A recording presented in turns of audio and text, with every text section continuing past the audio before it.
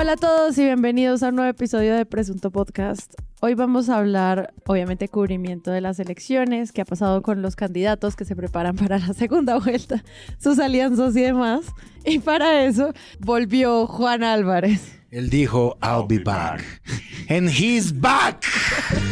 El narrador del siglo XXI. El venganza. El venganza. El jaguar. El jaguar de la literatura. Quiero explicarle. Half beast. Dios. The one who brings the power. Jay Álvarez is back in the fucking house. Gracias, Páramo Izquierdo, yo te quiero mucho también. La gente debe saber que Páramo hoy sufrió malestar estomacal y está aquí tomando agua y Alka-Seltzer. Yo, Andrés Páramo, bienvenido. Hola, muy buenas. Y nuestra querida María Paula Martínez. Voy a decir solo hola, buenas. No, pues ya después de esto, ¿uno qué hace? Después de esto, no. Hola, yo soy Sara. Sí, En fin. hola. Hola, soy MP. Les recuerdo que Presunto Podcast tiene página web, es www.presuntopodcast.com. En el episodio anterior, previously, en Presunto Podcast, María Paula y Páramo anunciaron como sus hipótesis sobre qué va a hacer ahora el cambio de estrategia para cubrir a Gustavo Petro y a Rodolfo Hernández. Porque pues habíamos visto obviamente como este gran despliegue de Petro y como el poco conocimiento que tenemos del candidato Hernández. Entonces, ¿qué pasó estas semanas? Porque sí siento que esa estrategia que pensamos que iba a pasar pasó, pero no sé si de la forma que esperábamos. ¿Ustedes cómo lo ven? Pues la bola de cristal funcionó, creo que en dos medidas. Una, que era evidente que tocaba hacerle un mayor escrutinio al señor Rodolfo Hernández, porque a Petro llevábamos, yo no sé, 6 meses o 5 años o 12 o 15, investigándole y sacando toda la información. Creo que sabemos más de lo que creemos que sabemos de Gustavo Petro, y en cambio pues Rodolfo era el outsider chistón que no nos tomábamos en serio y que ahora entonces todos los medios voltearon a tratar de descifrar sus propuestas, su personaje, su alcaldía, sus frases, sus delirios, etc. Y lo otro es que íbamos a empezar a ver también otro tipo como de política, ya más afuera de la plaza pública y más íntima, más doméstica, y por eso estamos entre el Petro abortero, el Petro minero, el Petro silletero, el Petro aliado, el Petro pescador, etcétera, etcétera. ¿Ya dijeron jugador de fútbol? El Petro jugador de fútbol, anotando goles. Metió un gol como Zidane. Exacto. Como Petro oficios, que alguien decía en Twitter que ni la Barbie había logrado tantos oficios en tan poco tiempo. Y creo que es una vuelta a la manera en la que cada campaña está asumiendo las semanas que le quedan para subir puntos y ganar votantes, y entonces los medios pues cómo responden a esas nuevas jugadas. Rodolfo pues anunció que él no iba a ir a debate, sino que iba a ir a discutir sus propuestas en entrevistas. Yo creo que en entrevistas que a él le parezcan buenas, ¿no? Como que se está como adivinando el talante de él, y es que él, si no le gusta una pregunta, va a decir, ¿ustedes por qué me preguntan estas estupideces? ¿No? Es decir, como que ya está revelando algo. Mi teoría... Rodolfo censurador, sí. El Rodolfo censurador. Mi teoría es que Rodolfo tiene demasiado tiempo. O sea, es decir, como que Petro tiene muy poco para poder llegar a la meta que él quiere. Rodolfo tiene demasiado tiempo para embarrarla, demasiado tiempo para salir a decir esas cosas, a no asistir a debates. El tiempo de él, a él me parece que se le va a hacer infinito. Parte de eso se ve, por ejemplo, en las entrevistas que él da, ¿no? Como por ejemplo la que le hizo El Tiempo, la que le hizo Jorge Meléndez. Por ejemplo, Rodolfo cae mucho en la repetición. Uno no está ante un candidato que esté diciendo como cosas novedosas, sino está evidenciando como lector que están entrevistando una especie de caricatura. Que si le preguntan por un tema va a decir, ministros, eso es lo que hay, es gente buena. ¿Pero quiénes? Lo que hay es gente buena. ¿Cuál es, digamos, la diferencia entre usted y Petro? Que yo no expropio. A mí me parece que ahí se le van escapando a él votos, por más de que eso sea un lenguaje fácil, por más de que eso sea como una forma de aproximarse al público, que es su estrategia, le puede jugar en contra con los indecisos.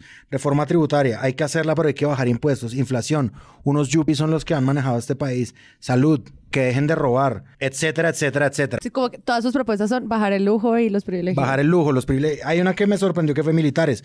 No he estudiado eso a fondo, que parece que no ha estudiado nada a fondo Rodolfo Hernández. Lo que sé es que gastan muchísima plata. Y hay que bajar el lujo. Hay que bajar el lujo. Para el hambre tiene la misma propuesta de Petro, que es sustituir importaciones, y yo creo que eso va minando un poquito en la imagen de él. Yo creo que los periodistas también están un poquito como tratando de no aburrir a los lectores. A mí me parece que hay una parte en que lo dejan hablar y no le contrapreguntan cosas que le deberían contrapreguntar, como Juan Álvarez, pero hay otras que a mí me parece que él está repitiendo tanto lo mismo que es como, uy, pero Dios mío, ¿yo cómo le saco una respuesta a este man? Yo también considero entrevistar a un político en campaña es lo más aburridor del mundo, pero creo que Rodolfo le ha sumado un grado más a eso. Y si no es por controversia, si no es por cosas como salidas, entonces, si no es por eso, por rating, es un candidato muy malo y muy aburrido y con el que el periodismo no tiene tanto juego. Miren lo que incubó, 250,000 muertos. ¿Cuánta sangre tuvo que correr para que firmaran el acuerdo de paz? ¿Cuánto dolor? ¿Cuánta destrucción de familias tuvo que correr los colombianos? Entonces, ahora que tengo la posibilidad de ganar, me voy a dedicar a la paz. A mí se me quedó grabada una imagen en la que hay muchas manos, muchos medios, ¿no? Micrófonos, grabadoras, ¿no? Ahí encima del man. Y están todos callados esperando unos 2 minutos a que el candidato Rodolfo Hernández revise en su celular los pueblos de Colombia para contestar cuál es el pueblo más pobre al que quiere ir. No te creo. ¿Cuándo pasó esto? Al que quiere ir. No vi. Pasó hace como 2 días que él dijo que él se iba a posicionar en el pueblo más pobre de Colombia. Sí. Y le preguntan, bueno, ¿en cuál?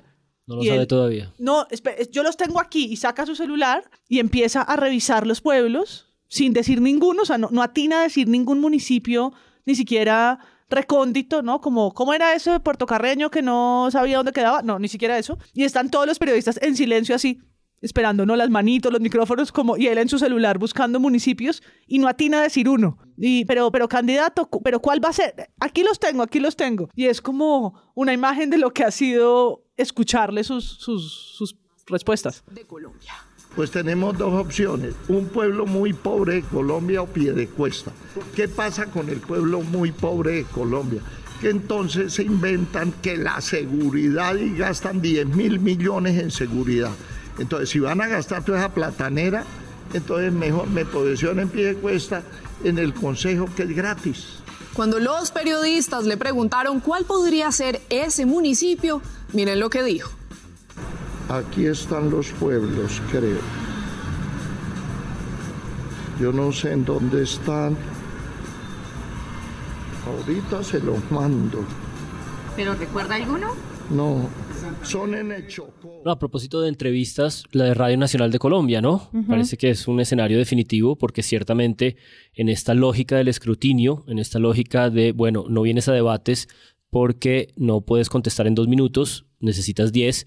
Es una entrevista, te damos todo el tiempo que quieras y las entrevistas también lo impacientan cuando las preguntas no son las que a él le convienen, ¿no? Entonces justamente en esta lógica del escrutinio a mí me parece pues que llega tarde, que me parece definitiva, y la pregunta es ¿para qué el escrutinio? Y creo que pues todos más o menos podremos concordar en que el espíritu del escrutinio es para tener información de más calidad, ¿no? Tener un poco más de profundidad de qué es lo que pasa. Y en ese orden de ideas creo que, bueno, Cuestión Pública sacó esta semana, aunque era una cosa que ellos traían desde antes, los detalles, las pruebas, los testigos, todo el material que ya está preparado para el inicio de un juicio por corrupción, en el que, dado que podemos tener acceso a ese escrito de acusación de la Fiscalía, la información es muy, muy detallada, los indicios que hay son escandalosamente claros. Y en ese orden de ideas del escrutinio también resaltaría el perfil del Washington Post, porque me parece que, a diferencia de los intérpretes que le salieron a la Rodolfoneta ahora, el perfil del Washington Post es muy, muy salvaje porque no endulza nada, ¿no? Lo deja hablar, le contrapregunta, le insiste en las cosas duras. Es donde está la escena de la madre de Rodolfo, que al padre de Rodolfo le pegó 2 tiros cuando tuvieron una discusión, no le atinó. Y cuando la persona que es testigo y cuenta la anécdota le dice, bueno, ¿y que ella qué dijo? Dijo, no, pues que si lo maté, que lo entierren, ¿no? Es decir, esta cosa, así como un poco del oeste y salvaje ahí es donde él declara de esta familia. Ahí es donde declara lo de los fanáticos también. Que él es un mesías. Que se siente muy orgulloso de que esté pasando un fenómeno político con él parecido al de Trump, que es que la gente una vez decide votar por él, ya no cambia de opinión, porque tiene una tendencia mesiánica. Y cuando le están preguntando sobre eso, tiene el desliz otra vez sobre el talibanismo Y entonces la reportera le pregunta, pero ¿usted qué me está diciendo? O sea, me está diciendo que sus seguidores son como yihadistas. Y entonces él dice, no, quiero decir que quedan como fanáticos y que no se los pueden quitar del cerebro, no me pueden sacar a mí del cerebro, pero no estoy diciendo que vayan a cometer actos de ningún tipo. Entonces, como que ese escrutinio, esas contrapreguntas ahí funcionan muy bien. A eso que planteas, eso fue como una tendencia que vi en el cubrimiento de medios, que era comparar a Rodolfo Hernández con mandatarios de otros países, que ya venía ocurriendo, pero en esta semana ocurrió muchísimo como para crear una imagen del perfil del personaje. Entonces, medios dicen, Rodolfo Hernández frente al espejo de Trump, Bukele, AMLO y Bolsonaro. Es como, ok. Y luego te lo plantean otra vez como Trump, Bukele, Bolsonaro, ¿en qué se parecen a Rodolfo Hernández? Y otra vez, Rodolfo Hernández es Trump, Rodolfo Hernández es el espejo de Trump en Colombia. Siento que muchos medios, para tratar de entender esta figura política, lo que hicieron fue recurrir también a lugares comunes con los que se evalúan a mandatarios del exterior, que en el fondo, como periodismo internacional, tampoco es que tengamos un contexto tan amplio como de... Nosotros no hemos cubierto Bukele nunca en este podcast, por ejemplo. Entonces, no sé, eso que tú mencionas me recuerda como esa tendencia de compararlo también como una estrategia para que las personas puedan entender el perfil. Total. A pesar de que sigue siendo pues una política, como tú dices, como tan colombiana. En ese ejercicio de comparación con estos nombres de populistas reconocidos, digamos, me interesó mucho una nota de Publimetro de antes de la primera vuelta, en la que muestran que el primer estratega de campaña de Rodolfo no es Becasino, que es un poco el que está ahorita, limpiando la cara, arreglando las cosas, que me parece una cosa asombrosa, que está en una de las notas del País de España, pero la persona que lleva 2 semanas hablando programáticamente sobre la campaña es más Becasino que el propio Rodolfo, y eso me parece un poco increíble. La mayoría de notas de La Silla Vacía aparece como fuente, pero en la nota de Publimetro muestran que el estratega es uno anterior, un español, se llama Víctor López, y que es la persona que estuvo detrás del posicionamiento en redes de Bukelele. Es decir, que la comparación en principio puede ser cómoda, pero también trae información valiosa, y es esta idea como de que sí hay una conciencia muy clara de unos ciertos estrategas que saben cómo ofrecer esa construcción de un personaje digital mucho más económico y mucho más cómodo de digerir, que es lo que se supone que es el gran problema de construir una imagen de legitimidad de estos personajes en esta nueva espectáculo de la política. Aunque es raro porque el miedo a convertirnos en otro país ha sido algo que ha rondado las campañas políticas en Colombia desde incluso antes del plebiscito. Y a Petro se le ha comparado muchas veces con AMLO, por ejemplo. Y ahora entonces Rodolfo también se parece a AMLO. Sí, eso es raro. Entonces los dos se parecen a AMLO. Y pues sí, claro, en la amplia gama de lo que el populismo significa, y hay una buena entrevista que le hacen a Vivian Newman sobre el populismo y la democracia. Vivian Newman es la directora de Justicia. Lo que hicieron en la nota de La Silla Vacía es pues comparar cómo cada uno ha usado las redes sociales, que yo creo que es un fenómeno que no los hace parecidos. Podemos hablar de lo que las redes, pues no sé, significan hoy en día para la política. Entonces Bolsonaro fue con Facebook, Rodolfo es el rey del TikTok, pero no creo que eso nos dé pistas del tipo de gobierno que van a tener. A mí me parece que son realmente superficiales las comparaciones. O Bolsonaro y él dicen, sí, Bukele también tiene 3 hijos, entonces también tiene 3 hijos, y es como, bueno, ¿no? Y claro, pues sí, tiene hijos mayores que son empresarios, un poco como los hijos de Uribe, y que van a estar en el plano de la política, y eso sí puede mostrar un poco estos empresarios / políticos cómo pueden en cuerpo ajeno estar en otros sectores y qué sé yo, pero realmente creo que es una manera de dejar de ver las especificidades locales de un candidato como Rodolfo Hernández. O sea, tratar de a fuerza compararlo con Bukele al tiempo que con Bolsonaro, al tiempo que con AMLO, y con ¿cuál es el otro? Son como 4. Trump. Y Trump. Y con esto cierro. Él mismo, en la entrevista que le hace Vicky, que es una entrevista muy larga de 2 horas, donde por primera vez lo veo llegar de corbata, camisa blanca, súper elegante, no con sus Lacoste coloridas. Vicky le pregunta por Trump y a su mejor estilo se muere la risa y dice: cuando dicen Rodolfo Hernández igual a Donald Trump, ¿eso le importa? No, eso no me importa. ¿Le da risa? Sí, me da risa porque imagínate, yo soy un limonero al pie de Donald Trump. Yo tengo 10 centavos y él tiene 100,000 pesos. Entonces, ¿qué me voy a preocupar? Simplemente si para el universo, para el planeta Tierra, para los críticos políticos, Donald Trump fue un factor de mejoramiento de condiciones de vida de los americanos, y me los quieren endosar a mí, yo feliz. Yo no, yo eso no. No, se burla de la pregunta de Vicky, y los medios igual insisten en volver a fuerza como las dos imágenes de estos dos hombres anaranjados. Parecidos. Los dos son color naranja. Siguiente artículo. No, en ese orden de ideas me interesa mucho. Qué cruel. Me interesa mucho este problema de la comparación, de la lógica, de lo que está detrás de la lógica de la comparación, porque en el fondo es un ejercicio expedito para que nosotros podamos tener información relativamente pronta para tomar una decisión. Y en ese orden de ideas también es falible. Es decir, uno puede hacer también comparaciones para trazar diferencias que, independiente de que vaya a un escenario internacional, no pueden ser muy pobres. Estoy pensando en esta nota que firma Juanita León, que dice 7 diferencias entre Petro y Rodolfo, y que empieza con lo siguiente. Se parecen en varias cosas. Ambos son populistas, una palabra que además... ¿Cuántas veces escucharon populismo en es la noción degradada. Yo quiero comparar este análisis de Juanita León con el de Gutiérrez Sanín a fondo, porque básicamente él lo que hace es decir, bueno, yo creo que ya es bastante evidente que hemos depreciado la noción de populismo para tratar de pensar esto, ¿no? Yo creo que ya hay una manera un poco empobrecida, pero bueno, supongamos que no. Supongamos además también que no tenemos en cuenta todas las notas de la silla vacía de la última semana en la que se han convertido en intérpretes de Rodolfo, ¿no? Pacheco escribe una especie de ensayo para tratar de explicar por qué el desliz de Rodolfo es solo un desliz y no tiene que ver con una asociación con el fascismo de Hitler. Eso se merecía un aplauso. O sea, eso es que... Yo al final aplaudí solo en mi casa. Pero espera, más contexto. El artículo de Daniel Pacheco es que Rodolfo no quiso decir Hitler, sino Einstein. Sí, que Rodolfo es un ignorante y que no es un fascista. Vale. La siguiente nota es una nota en la que tratan de explicar por qué el temperamento airado y violento de este sujeto, y entrevistan a Armando Martínez, que es un historiador en el que básicamente nos dice toda una elaboración, una construcción que se llama determinismo geográfico, que es una cosa completamente obsoleta, que era la manera como pensaba la colonia en el siglo XIX, y es que... ¿Los santanderianos son así? Según las regiones, según quién te haya llegado, tú eres así. Eso realmente es una cosa insultante con cualquier sociedad diversa, ¿no? Yo quiero imaginarme a los movimientos feministas o a los movimientos de base en Santander. De hecho, tan grave es que la silla vacía tuvo que hacer un Facebook esta noche con otros historiadores para tratar de desmontar semejante barbaridad. Pero bueno, supongamos que eso no importa. Supongamos que nada de eso importa. En esta nota, entonces, Juanita empieza diciendo: ambos proponen decretar estados de excepción para saltarse el Congreso.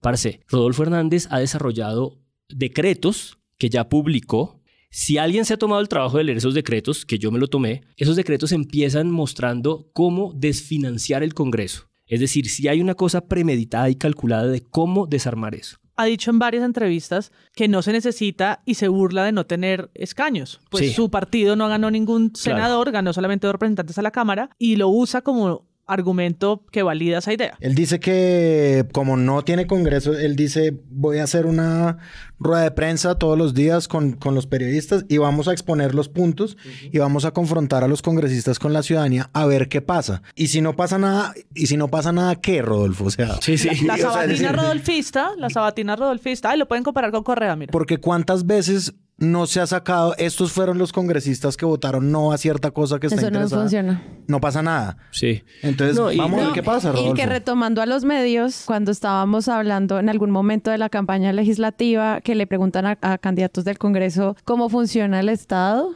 ¿Cómo funciona el Estado? Como cuántas vueltas da un proyecto de ley dentro del Congreso y ellos se equivocan, y ahora eso pareciera no importar. O sea, en ese momento sí era un sistema de fiscalización de la fuente. Exacto. Y en este caso no importa si no sabes cómo funciona el Estado. Yo creo que ha habido un esfuerzo democrático en las últimas por lo menos en la última década, de escrutar y fiscalizar el comportamiento de los senadores del Congreso. Creo que en parte eso explica que este Congreso sí es relativamente distinto. Siempre está estos temores de los clanes y todo, pero hay una cierta conciencia de que esa elección de los representantes de la circunscripción nacional pues es vital, ¿no? Entonces, en fin, no hagamos demasiada elaboración. Simplemente creo que hay un consenso más o menos claro contemporáneo sobre qué es un dictador. Un dictador es la primera persona a la que le incomoda el Congreso, porque el Congreso es desde el legislativo uno de esos balances de estas cosas de poder. Entonces... ¿Qué fue lo que pasó en Venezuela con la Asamblea Constitucional? Claro. Entonces, la Silla Vacía empieza sus 7 diferencias entre Petro y Rodolfo, sobre las cuales no voy a profundizar porque todas son absolutamente insulsas. Creo que de nada sirve diferenciar o comparar si tú no buscas puntos de contacto de verdad, de fricción, si tú no estás de verdad entrando en sus programas. Pero esto es lo complicado de este principio. Ambos piden decretar estados de excepción para saltarse el Congreso. Y resulta que hay 3 estados de excepción distintos, y el que habla Rodolfo es el estado de conmoción interior, que es el de salir del Congreso. En sus decretos, insisto, habla de cómo eliminar el Congreso, empezando por la financiación. O sea, si hay una cosa muy pensada.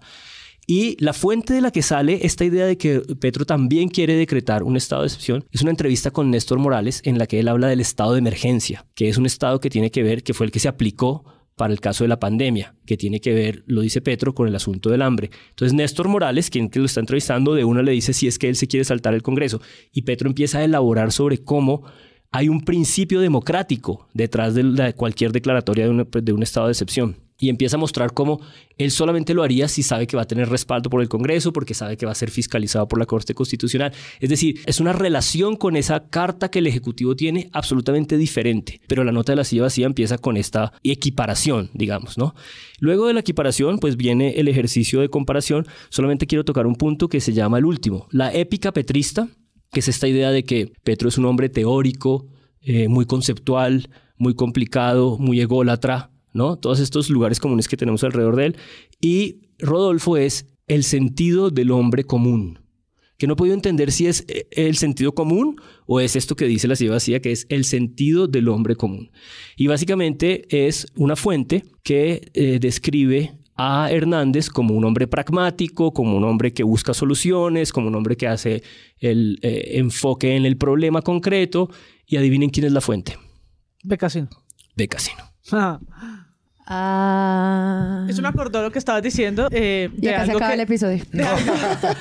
De algo que dijo Galán en su comunicado. Y es que al sentido del hombre común podemos sumarle la emoción de centro. Del centro, sí. Ay, sí, tú sí, también lo escuchaste. Sí. Emoción de centro, que dijo que eso que su partido no había sabido capitalizar, Rodolfo Hernández sí. La emoción de centro. Voy a poner eso en Tinder. La persona con menos emoción política del planeta, o sea, Galán, diciendo esto en su comunicado por el que explica por qué se van a apoyar a semejante candidato. A semejante candidato después de haber defendido las ideas que el nuevo liberalismo defendió. Pues como que en los medios también se hizo grandes comparativos sobre los planes de gobierno de Petro y Fajardo. Eso fue antes de primera vuelta y como que se notaban lo muy parecidos que eran.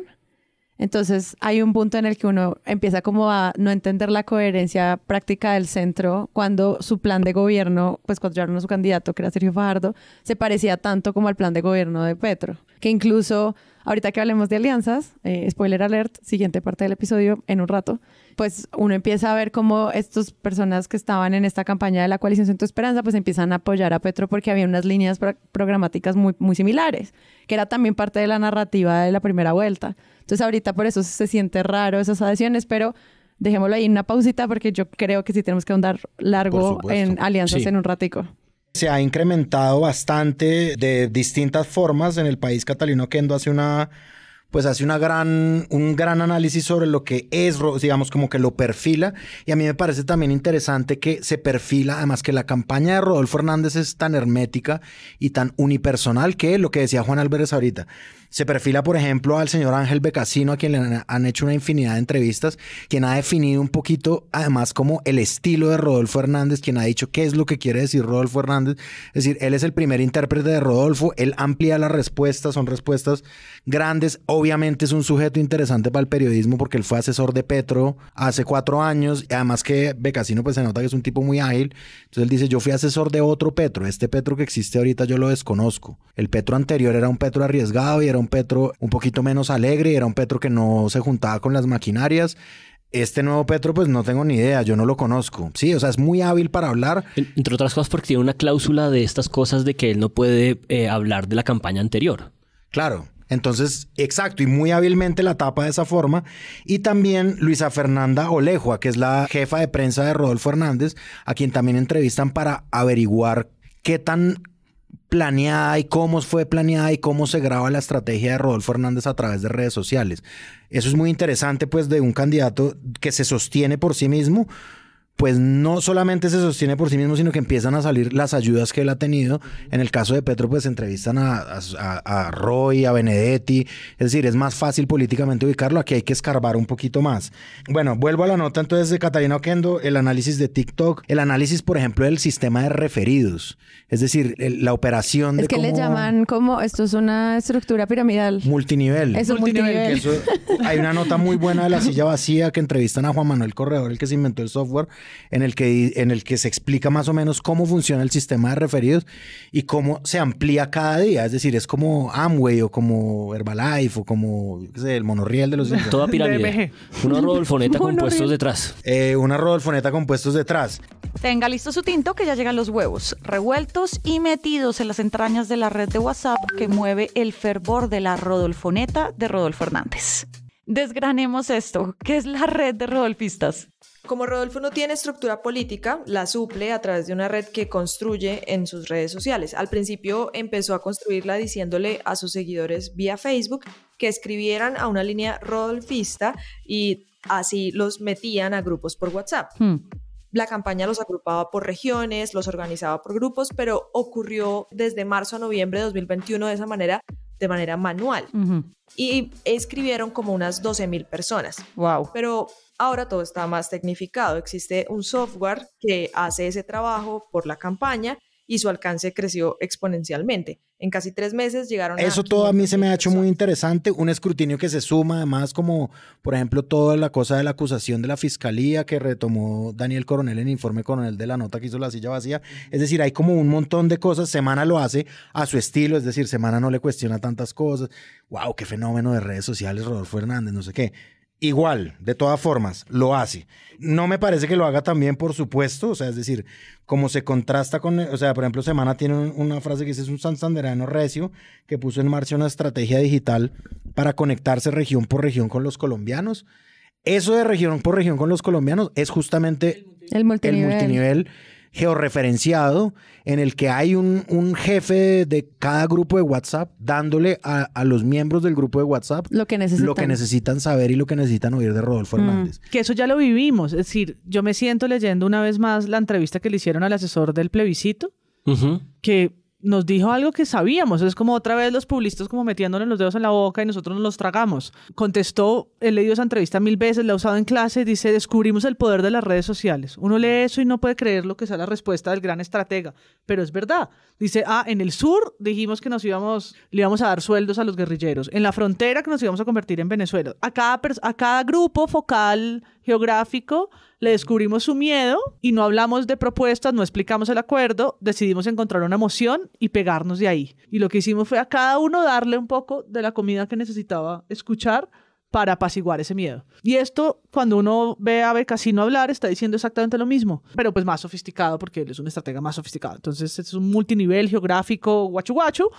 pero es la misma estrategia de mercadeo en donde descubren ahora por WhatsApp y TikTok y las 18 millones de colombianos que están en esa red social cómo hablarle al oído un poco, ¿no? Pero eso me parece genial que los medios lo estén diciendo, porque en el capítulo anterior lo que estábamos diciendo es como se les pasó por encima TikTok y no se dieron cuenta. Pero ahorita ya como en esta necesidad de entender al personaje es como hay que entender cómo diablos se mueve una campaña que no tiene el presupuesto de una campaña tradicional que no llena plazas, y me da una satisfacción de consumo ciudadano darme cuenta que se está investigando cómo se mueven esos medios en esas redes sociales, o al menos en esos canales de distribución por WhatsApp, que obviamente son mucho más privados y más difíciles de rastrear que lo que uno pueda seguir en un tweet o en un live de Facebook. WhatsApp sí tiene toda la penetración. Claro, exacto. Y por eso tengo la sensación también de que en la campaña de Petro hubo como una cierta reacción a contestar a eso, girando en estas 2 semanas hacia esos núcleos íntimos, familiares. Solamente quería señalar sobre la nota de Catalina Oquendo, no sé si es esta misma, Andrés, que acabas de referir, pero empieza una de ellas que puede ser sobre esto, una cosa cercana, diciendo: no robar, no mentir, no traicionar y tampoco venir a debates. Es eso. Los mandamientos de la Rodolfoneta. Que además pues también es interesante que lo estén analizando con WhatsApp, porque al final, lo que tú decías, Páramo, o sea, como que WhatsApp sí llega a la gente, WhatsApp sí están los microplanes de datos que tienen los celulares en un momento en el que es tan difícil medir todo como, ay, sí, entonces todo Colombia, entonces ahora está en TikTok. Pues no, o sea, recordemos, Paola Herrera y sus investigaciones de centros poblados, es como no estamos conectados, TikTok nos hace unas primeras preguntas, pero WhatsApp nos plantea otras más interesantes y otra vez volver como a los grupos, a los famosos tíos y tías de WhatsApp que al final terminan como definiendo esas discusiones locales y familiares. Lo que dice María Paula, volver a lo mismo que volver a lo mismo. El sí y el no. Tal y cual. Coincide además, que eso sí, yo pues no sé, coincide además con la votación, porque la votación de Rodolfo es las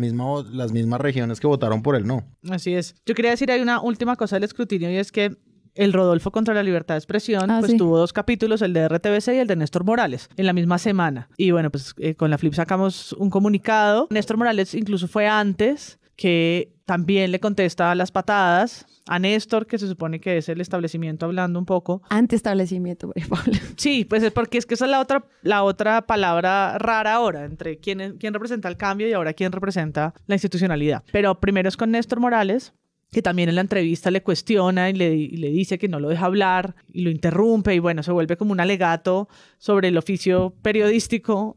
Y lo mismo pues pasa en Radio Nacional, aunque es mucho más directo en Radio Nacional, diciendo pues que sus preguntas son estúpidas y que para qué lo llevan. Y a Néstor Morales le dice, me va a tener que desconectar, y le amenaza varias veces que se va a ir del espacio. Pero me dicen que sí. Doctor Néstor, yo quiero que me respete. Sí, señor. Si usted me invita, me tiene que respetar. Porque usted lo que está haciendo es repetirme lo de 6 años, para hacerme quedar mal y usted piensa que voy a perder votos. Voy a sacar más. Yo quiero que me respete. Sí. ¿Me va a respetar o no? Sí, no entiendo por qué está caliente, doctor Rodolfo. No estoy caliente, le estoy diciendo que me interrumpe cada rato. Está caliente y yo creo... Bueno, entonces me toca retirarme, porque usted no me respeta. Si me vuelve a interrumpir antes de terminar, me retiro. ¿Qué le falta? ¿Quedamos así o no? ¿Qué le falta por decir, ingeniero? Pero me dice... Y eso entonces pues terminó en un comunicado que de nuevo como que volteaba otra vez el lente como a preguntar quién es el que respalda o no la libertad de prensa, siendo, ya lo hemos dicho varias veces acá, siendo un tema que no le preguntan nunca a los candidatos y poco importa, pues en una semana fue a varios medios y quedó claro también su forma de contestar, ¿no? Como su manera de aproximarse a la prensa que se supone debería estar dispuesta a investigarlo si llegara a quedar electo. Es decir, es la prensa con la que va a tener que trabajar. Yo no sé, pero en el gobierno nadie es capaz de atacar los ladrones. Le estaba preguntando con quiénes gobernaría usted, que me parece que es una pregunta, me sigue pareciendo legítima. Mire, doctor Néstor, Colombia está llena de gente buena, pero no hace parte de la gavilla que tienen montada. ¿Va a seguir, doctor Rodolfo, realmente en lo de los ladrones que ustedes tanto quieren? Pues yo creo que sí, porque todos los días defendiéndolos, todo el mundo se da cuenta menos usted. ¿A qué ladrones quieren?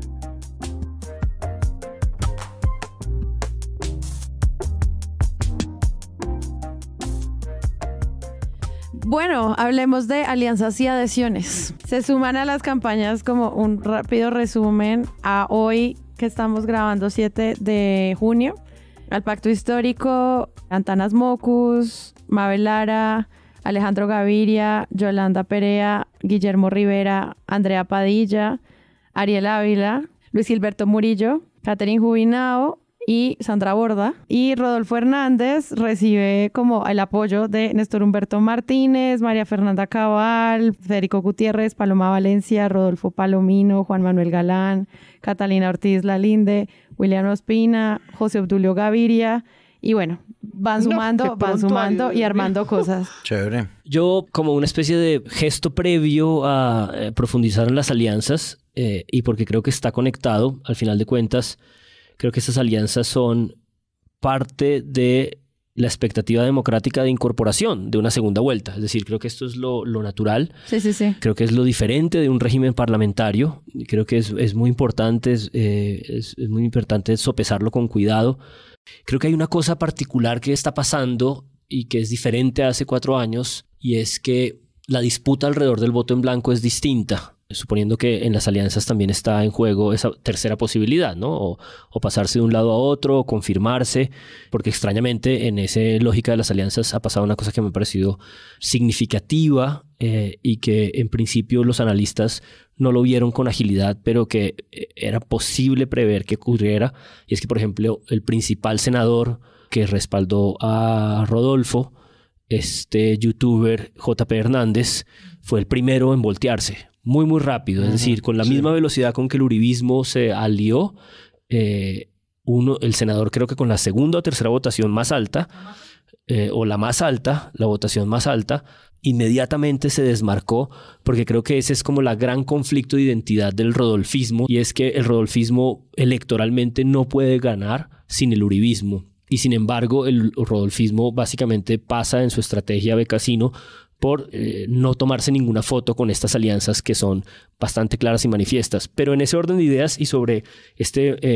agua mezclada de alianzas y de nuevas estrategias y de giros, me interesa mucho el análisis de Gutiérrez Sanín en A Fondo con María Jimena Duzán, porque creo que hay una cosa que es difícil de elaborar y de comprender, y creo que en esas interpretaciones o en esos análisis del listado de 10 diferencias, 10 cositas, en este fetiche por el dato confirmado que realmente no comprende, se escapa. Y es porque de repente un sujeto y un programa y un pacto como el del pacto histórico se convierten en la protección de las instituciones, porque de repente hay un giro hacia cómo Petro se convierte, ¿no? El hombre más temido, ¿no? El estigmatizado permanente, el exguerrillero, el tipo que muchas veces juega en esta agua turbia y difícil de manejar sobre si esto es una democracia o no. Yo estoy participando, pero tengo estas veedurías, estas vigilancias, el plano internacional. Este sujeto tan difícil de estabilizar para la propia democracia de derechas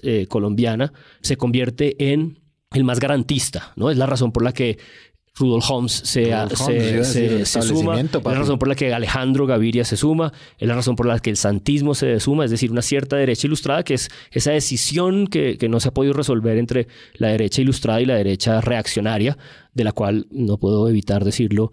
Juan Carlos Echeverry decidió hacer parte de una manera muy deshonrosa, porque el primer tuit esa noche de elecciones de Juan Carlos Echeverry adheriendo directamente a la campaña de Rodolfo, después además de haberse peleado con él, fue decir mejor ingeniero que guerrillero. Es el eslogan más permanente que se puede medir en redes sociales en contra de Petro, mejor ingeniero que guerrillero. Esa decisión, cómo comprender esa cosa, y yo creo que eso no se comprende con estas listicas de 7 comparaciones, 7 diferencias, sino se comprende con una elaboración bien decantada. Y creo que es lo que ocurre con Gutiérrez Sanín en A Fondo.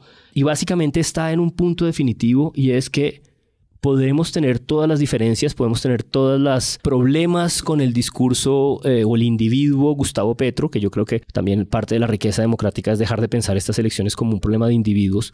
Pero fíjense, todas estas adhesiones a Petro, casi todas, vienen con la inteligencia de advertencias de matices y de distanciamiento. Sandra Borda con reservas, Gaviria con reservas. Todos pueden tener reparos y reservas. ¿Cómo se adhirió Federico Gutiérrez? ¿Cómo se adhirió el uribismo? Sin reservas, a ojos cerrados, sin ninguna gestión, sin ninguna conversación. Eso me parece importante como para entender esta complejidad de por qué de repente hay un giro y Petro se convierte en el más garantista de las instituciones. Y al final del análisis de Gutiérrez Sanín le pregunta a María Jimena Duzán, pero bueno, ¿cómo termina usted de entender lo que está pasando? Y un poco la hipótesis de él es, el domingo, si Rodolfo pierde, el rodolfismo desaparece.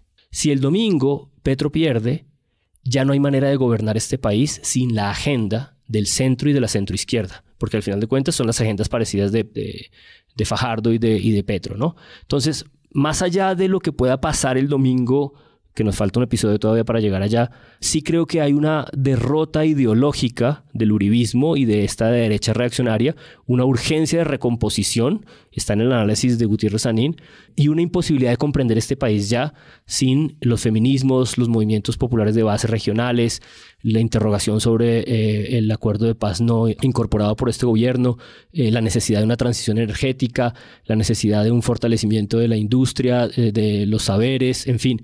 Hay una cosa que ya se transformó Y lo que pasa es que Rodolfo se está viendo vacío porque frente a esa agenda pública urgente que el país necesita, el hombre está tratando de fingir ser petrista. Entonces creo que eso es lo que un poco explica y está muy bien en el análisis de Gutiérrez Sanín. Ahí para añadirle un poco a lo que dijo Juan Álvarez del voto en blanco, sí, el voto en blanco es una cosa que murió, digamos, como en los últimos 4 años.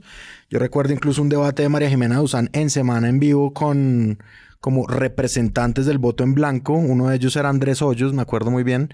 Andresito Hoyos, que en sus columnas dijo como él mismo, que fue uno de los que hablaba por el voto en blanco y tenía esta trampa intelectual de que el voto en blanco era una especie de mandato. Eso lo decía la vez pasada, es decir, hace 4 años. Juanita Gobertus también mencionó esa palabra, el mandato del voto en blanco, que no existe, digamos, o no lo vimos en este gobierno de Iván Duque, no lo vimos, digamos, porque no existe. Incluso él, por ejemplo, dice, no, yo me voy con Rodolfo, ¿sí? En sus columnas, que yo creo que, pues yo las leo, no sé quién más las leerá. ¿Tú solo? Sí, yo solo. y entonces él dice, no, yo me voy con Rodolfo porque no es momento del voto en blanco, no sé qué. Yo creo que sí, eso está totalmente hacia un lado. Los representantes del voto en blanco igual cogieron bando. Entonces sí, eso digamos como que me parece interesante que no exista. Es mucho más determinante esta elección que la pasada para la generalidad. Me parece bien igual.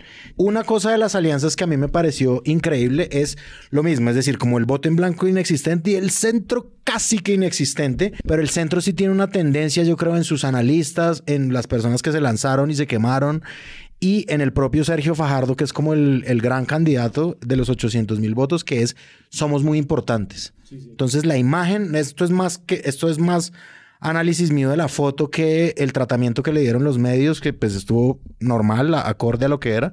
Y era Sergio Fajardo afuera de la casa de Rodolfo Hernández, con todos los micrófonos de todos los medios, sacando pecho, con Rodolfo Hernández detrás de él. Contando sus 6 puntos. Rodolfo Hernández viéndolo. Sí.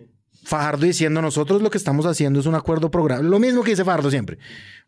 Como estamos haciendo una discusión aquí, no sé qué, un acuerdo, no sé qué, estamos viendo los principios, no sé qué, para que nuestro programa entre como el plan de gobierno. Que era el plan, que es un programa cercanísimo a Petro. Y luego Rodolfo, que no es ningún huevón, dice, pero a mí, ¿por qué me estará haciendo exigencia un hijo de puta que sacó 800,000 votos? Pasó 2 días, Yo saqué 6 millones y lo dice en sus frases simples. 2 días después. La gente votó por mi no programa de 6 millones. Sí. ¿Por qué le voy a hacer caso al tuyo de 800,000 votos? Ni tarado que fuera. Y yo estoy con Rudolf. Yo también en eso estoy con Rudolf. Es como... Estoy con Rudolf. Como... hay que ser muy prepotente. Muy prepotente para uno decir con 800,000 votos, te voy a dar mi plan de gobierno, pero a ver, no votaron por ti nadie. Yo leí 2 análisis al respecto y creo que tienen sentido. Y es que Rodolfo sí está empezando a temer que puede tener que gobernar. Y si tú tienes que gobernar, necesitas miles de personas. No necesitas un equipito de alcaldía de una ciudad, con todo respeto por cualquier ciudad. Hay necesitas miles de personas. Gente buena. Hay gente buena, sí. Y cuando necesitas miles de personas, yo creo que el centrismo, la ilusión fajardista ingenua, sí alcanzó a leer como, bueno, aquí vamos a ocupar unos espacios, y hicieron esas exigencias. Gutiérrez Sanín tiene la tesis de que esas exigencias además eran un poquito delirantes porque una de ellas era no presencia del uribismo. Y Gutiérrez Sanín dice, ¿en qué momento real la campaña del centro de Sergio Fajardo fue contundente y fuerte en contra de la presencia uribista? Nunca. Entonces era como difícil de creerlo. Y Rodolfo pues no es tonto, no puede ganar sin el uribismo y por lo tanto pues no se iba a poner a rechazarlo explícitamente. Hay una columna muy buena publicada en Diario Criterio. Que en el episodio anterior nosotros decíamos que los medios daban por sentado que la suma de todos los votos que no eran Petro eran Rodolfo.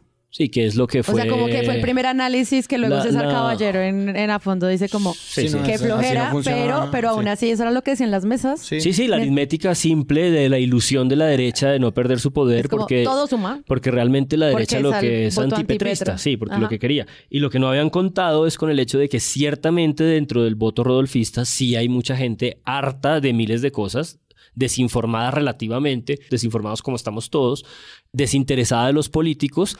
Y eso, que es en el fondo la tesis de Caballero, pues es una cierta configuración de un voto volátil. Gente que puede cambiar de opinión, como J.P. Hernández, su principal senador. Hemos mencionado fondo varias veces. Creo que María Jimena Duzán ha hecho un gran trabajo en las últimas semanas y me quito el sombrero porque está haciendo un daily de 45 minutos. Es mi nueva Michael Barbaro.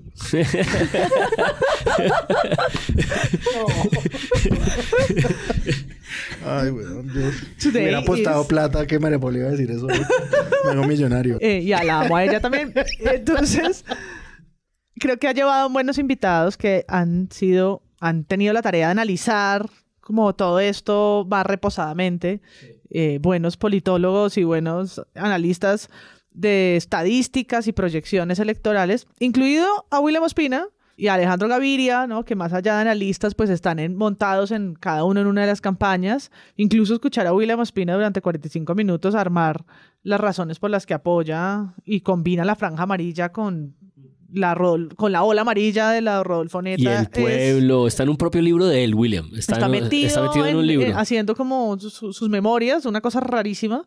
Pero volviendo a esto, pues como todos apuntan a que va a ser una votación muy cerrada, muy, muy cerrada. Todos, sí. Y entonces, lo que pongan los medios, lo que se pase por los grupos de WhatsApp, sí puede ser en esa segunda vuelta definitivo. El voto en blanco no lo va a hacer y lo han explicado en plastilina. No va a ser decisivo de nada, no va a hacer que repita las elecciones, no tiene como una cosa casi que simbólica de poder expresar una intención de voto que no es por ninguno de los dos, pero todas las otras movidas, según todos estos expertos, colegas politólogos, sí son relevantes. Por ese voto volátil, por ese voto incluso vergonzante. Hay gente que en Santander ahora no va a decir que vota por Petro porque la familia se le viene encima, pero de pronto ese día dice, bueno, no, yo aquí no le voy a apostar aquí a la Rodolfoneta, no. Entonces, eso que no se termina de medir, que no terminamos de saber, que el Centro Nacional de Consultoría no va a lograr mapear en sus encuestas, es lo que preocupa o interesa a todos estos. Les recuerdo que el 12 o 14 puntos de los 28 que saca Rodolfo los conquista en la última semana. Y no hay nada que nos diga que eso no pueda volver a pasar. Es decir, que en la última semana, y esto se va a ganar con 500,000 votos o 250,000 o 300,000. Se va a ganar con muy poco margen de diferencia. Entonces, definitivamente, por eso la concentración regional de las campañas, que a mí me ha hecho falta un poco el cubrimiento. Lo que pasa es que, claro, ya creo que los medios están desbordados porque las propias campañas se encargan de hacer su fan content regional. Entonces, Petro está en Onda, durmiendo en la casa de un pescador. Volvemos a los petroficios. Y la campaña no necesita que vaya ni un periodista de Cambio, ni de Criterio, ni de La Silla, ni de Semana, ni de nadie, porque prenden sus redes sociales y lo comunican ellos, ¿no? Entonces luego la prensa lo reporta. Lo que esté pasando por estrategias de uno a uno de WhatsApp, eso me parece definitivo, que es como la intervención de una de las sujetas estas de redes sociales de Rodolfo, decía con mucho orgullo, pusimos a Petro a hacer videos de TikTok. Y yo pensaba, bueno, el petrismo puso a Rodolfo a tener que diseñar un programa rápido de última hora. Sí, a diseñar un programa rápido a última hora. Entonces sí, creo hablar de temas. Entonces sí, creo que va a ser una última semana muy, muy densa. Pues es que esta semana dice, ¿cómo logra un candidato sin estructura y sin conocer la totalidad del país competir a la presidencia contra Gustavo Petro? O sea, ni siquiera semana dice como gran candidato, sino de una sin estructura. No, es que la noticia detrás de la noticia es que es un pésimo candidato. Sí. Eso es lo que es noticia. Por eso no va a debates, por eso la estrategia del caracol, por eso la necesidad de no confrontación. Entre menos hable, mejor. Exacto. Alguien decía en Twitter como sus asesores están desesperados que solamente abra la boca para alimentarse, porque en la semana lo que se vio fue que sus declaraciones, tal vez porque no lo hemos terminado de medir y porque ya no sabemos cómo creerle a las estadísticas, pero pareciera que sus declaraciones, él solito, sin necesidad de mucho balance y contrapreguntas de Juan Álvarez, él mismo se va a ir clavando un poco el cuchillo. O sea, él mismo se ha mostrado como un censurador, él mismo se ha mostrado como un déspota, como un ignorante, ¿no? Sin necesidad de que hayan unos medios fiscalizadores que estén haciendo como el dedo en la llaga, como le han hecho a Petro siempre, como y tu pasado, ¿no? Sin necesidad de estar haciéndole demasiado hueco, pues él solo hablando, ¿no? Dándole un poquito más de micrófono. Por eso necesita intérpretes que le han salido en La Silla Vacía y por eso necesita también notas que un poco le limpien la cara, ¿no? Y yo creo que están en busca de eso. Queda una portada de semana, queda un presunto podcast. Nos queda uno solo. Uno solo. La última portada fue Rodolfo. La anterior fueron los dos. La anterior a esa fue Petro. Ahí van como en la balanza los Gilinski poniendo le llevas el orden cuidadoso. Sus intereses, claro. Tomas notas. Todas son de museo. Las voy a guardar para después sortearlas en eBay. Pero queda una y yo creo que todo el mundo está expectante esta semana porque la pasada fue la de las adhesiones. Tal vez como Petro mostrándose más hábil que Rodolfo Hernández, pero creo que la semana también le dio tiempo a la campaña de Rodolfo para saber con qué va a salir esta semana. Contestar. Con qué va a contestar, cuál es la artillería que va a sacar. No solamente van a estar montados en la chiva en el Bichada, para que Rodolfo conozca el Bichada, para que vaya por primera vez al departamento que desconocía y donde ganó, sino que yo creo que vienen un poco el agua sucia del final de la campaña. Bueno, una pausa rápida acá. Les habla Sara desde el día en que está editando el episodio. Y justo pasó lo que María Paula dijo que pasaría, que empezaría la guerra sucia. A una semana de estas elecciones aparece una serie de filtraciones de algo que los medios titularon los Petrovideos, donde se muestran reuniones privadas del pacto histórico. Les cuento, hoy no vamos a hablar de eso, lo tenemos presente y lo vamos a decantar en el próximo episodio para que estén pendientes. Ahora sigamos con el episodio. Pero bueno, el agua sucia de Dignidad Robledo ya salió hoy, que fue esta indignación porque parece que el registro de nacimiento de Petro es en un lugar o nació en otro. Eso es lo que tenía Robledo para ofrecer.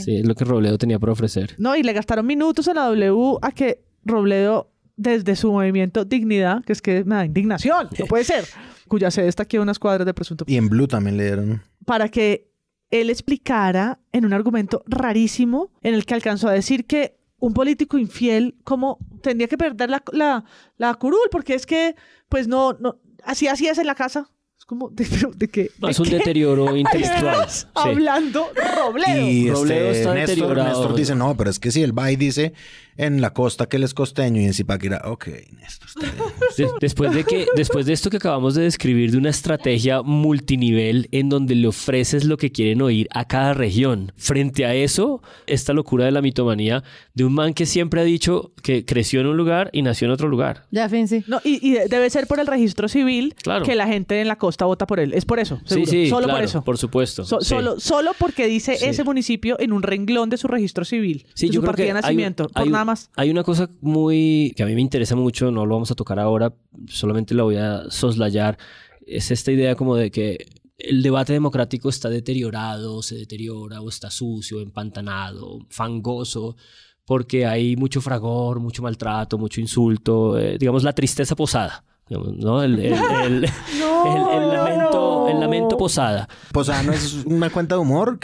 Puede que sea un bot. Un bot para que la gente desfogue su ira. Sí, un bot como de golpéame a mí. Exacto, como el punchback. El punchback de Twitter. Perdón. No. Fernando Posada. Termino de soslayarles que hay esta queja, ¿no? Que creo que el profesor Gutiérrez Sanín lo llama como un lamento, ¿no? El lamento centrista, ¿no? De que los maltrataron y de que la campaña petrista hoy está un poco en esta dificultad de haber provocado mucho polarización, ¿no? Que es esa otra palabra que no pueden vivir sin ella, y que ahora no sabe cómo recoger. Y la cosa es, ¿dónde está la interrogación sobre un hecho definitivo como que hasta qué punto la necesidad de esta confrontación no pasa por el ocultamiento del otro contrincante, del otro contradictor? Yo creo que es tan simple como pensar si en este momento Petro fuera el candidato a punto de empezar un juicio, con 2 procesos sancionados de la Procuraduría, con 4, 5, 6 videos maltratando periodistas, con investigaciones como la de Cuestión Pública de su esposa comprando apartamentos de millones de dólares al mismo tiempo que el caso de Vitalogic. Con la mamá con un arma. Con la mamá con un arma. Si esas cosas estuvieran alrededor de Petro no tendría ninguna posibilidad de ganar, ni siquiera probablemente el Senado.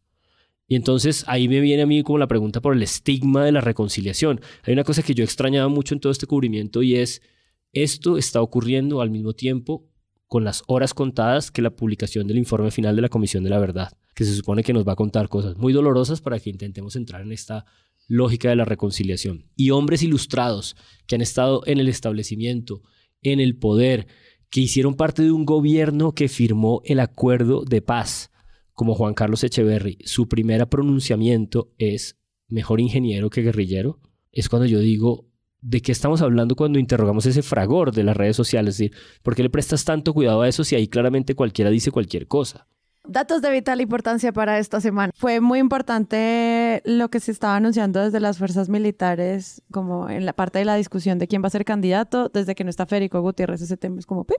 Chao. Entonces, veamos eso que va a pasar y pues como seguir haciendo el seguimiento a lo que pueda pasar en redes sociales, teniendo en cuenta que estamos en un país hiper desconectado y que lo que se mueve son estos canales que no podemos rastrear y que no sabemos qué ocurre y no sabemos qué mentiras se están moviendo, porque, paréntesis, no tiene nada que ver, pero tuve la oportunidad de ir a Bucaramanga y la gente nos decía en la calle, es que Petro es la continuación de Duque.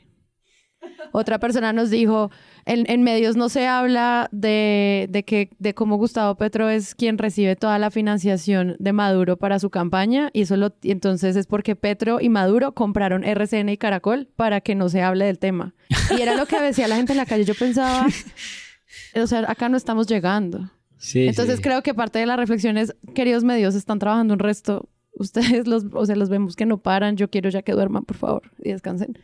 Pero ¿cómo hacemos para llegar a todos estos espacios en donde al final la conversación pues queda en memes y en voz a voz, que eso definitivamente no lo podemos medir? Bueno, una de las responsabilidades definitivas para eso creo que son la presencia del cerebro de la inteligencia, si es que se supone que es cierto que hay un comandante que conduce la Rodolfoneta o el Apolo que nos debe devolver a tierra, de la presencia de los candidatos en los debates. Creo que a Petro le dijeron que fue antidemocrático porque faltó a 2-3 debates cuando lleva poniendo la agenda 1 año, 2 años. O sea, creo que a Petro se le pueden decir todo menos que no ha confrontado sus ideas. De acuerdo, pues hoy estuvo solo en el diálogo, en el gran diálogo de Prisa, iberoamericano, mundial, global, nunca antes, con la directora del país, y estuvo solo, ¿no? Solo contestando a todo lo que le preguntaron. Que también lo anunciamos acá, Petro solo con los medios, fin. Y la verdad es que si Rodolfo llega a ganar, básicamente está aplicando la misma de Duque, ¿no? Que es no hacer presencia, no exponer sus ideas. Seguimos editando y nos llega la noticia. Rodolfo Hernández dice que no volverá a Colombia por amenazas en su contra. Y además cancelará todas las apariciones públicas. Ya sé que falta una semana, pero ¿podría, por favor, Colombia dejarnos editar tranquilos? Ya, como les comenté antes, vamos a hablar de esto la próxima semana. Entonces, pues ya saben, si quieren más presuntos, pues entren a Presunto Podcast y únanse al grupo de donantes a ver si logramos financiar al menos un episodio diario de este podcast. Sigamos. No, pues en ese encuentro de Radio Nacional le dicen... Le echan cuñas. Usted no va a ir a debates, entonces pues venga y habla acá. Pero pues eso salió muy mal. Allí en Bucaramanga, ¿qué va a pasar? Allá no va a estar en Bogotá. Uy, pero ustedes preguntan eso, si yo vivo aquí. Yo siempre he tenido un apartamento en claro, Bogotá, pero en el apartamento en Bucaramanga siempre se le veía por allá, al lado de Quinta Tapa. Repito, ¿y quién dijo eso? ¿Para qué preguntan eso? Eso es ridículo que pregunten eso. Bueno, ingeniero, a mí solamente me queda una duda. Bienvenido, ojalá pueda acompañarnos algún día, tomarnos un café, como lo hizo el día que nos visitó, que hablamos delicioso. Y me preocupa un poco, ingeniero, que no le podamos preguntar, porque usted me imagino que va a ser medios de comunicación y usted no va a ir a debates. Preguntando. Sí. Ahora usted inventó que no me pueden preguntar. Lo que no me pueden preguntar es estupideces como esa. Claro, pero es que mi compañera le... Nos queda una semana. Ya vamos. Vamos que vamos. Gracias a ustedes por escuchar. Muchas gracias, Páramo.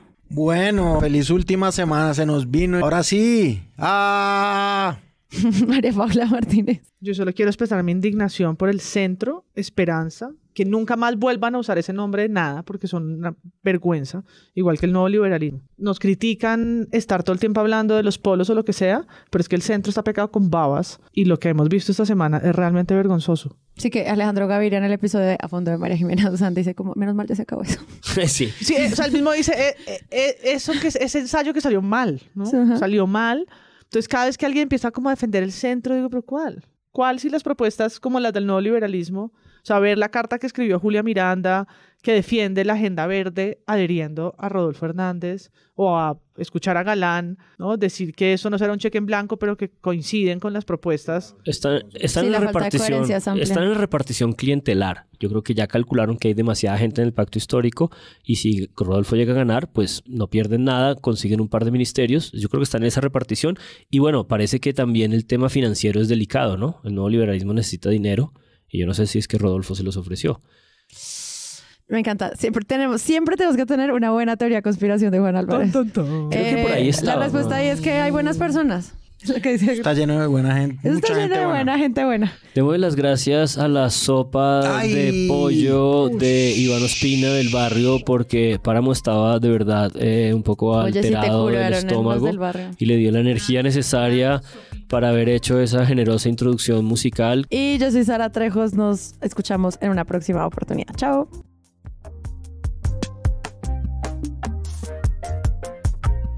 Si les gustó este episodio, los invitamos a que lo compartan en todas sus redes sociales. Estaremos muy atentos a repostearlos y comentar qué les pareció. La producción es de Sara Trejos y el análisis de Presunto Podcast lo hace Santiago Rivas, María Paula Martínez, Juan Álvarez y Andrés Páramo. La postproducción la hacemos Rodrigo Rodríguez del Oro Podcast y yo. Los invitamos a que visiten presuntopodcast.com, donde pueden ser donantes y parte de la membresía de Presunto, para así ayudarnos a financiar este proyecto y diseñar estrategias de mejora para ser sostenibles. Al mismo tiempo, en la página pueden encontrar el ingreso a nuestra comunidad de Discord, que si no saben qué es eso, imaginen un gran chat donde cada tema tiene su propio canal. Desde una selección de memes y titulastres hasta muy buen periodismo o periodismo internacional y de género. Todo alimentado y discutido por la comunidad. También pueden escucharnos en nuestro canal de YouTube y en todas las plataformas de podcast. En algunas de ellas nos pueden dejar calificaciones y eso ayuda mucho a que otras personas nos encuentren. Presunto Podcast hace parte de la red de podcast independientes Sillón Estudios y pueden encontrar otros shows allí. Gracias por escuchar. La próxima semana esperen un nuevo episodio.